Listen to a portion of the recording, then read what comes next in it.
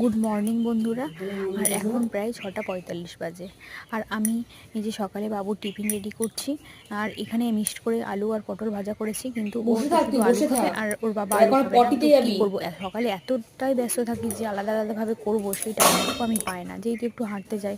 তো তারপর ওকে বলছিলাম তুই বসে থাক, পটি করবি, তুই কেন এরকম করছিস। দেরি করেই ওকে ডাকা হয়, কিন্তু তারপরে ও ঠান্ডার জন্য ও উঠতেই চায় না। আর মানে কাজ করতে করতে একবার করে ওকে ডাকতে হয়। তো সত্যি যথারীতি যুদ্ধই চলে সকালটা আমার। তো তারপর ওকে পাঠিয়ে দিলাম, পাঠিয়ে দিয়ে ঝাড়টার দিয়ে স্নান করে পুজো টুজো দিয়ে নিয়েছি। আর এখানে রান্না বসিয়ে দিয়েছি। এখানে চাটনিটা হয়ে গেছে, আজকে একটু চাটনি করলাম, ডাল করব, আর পালং শাক, বড়ি, মূলো সব কিছু দিয়ে। শীতের সময় সবজি তো প্রচুর, তো একটু তরকারি। আজকে আর মাছ করবো না, রোজ রোজ মাছ ভালো লাগে না।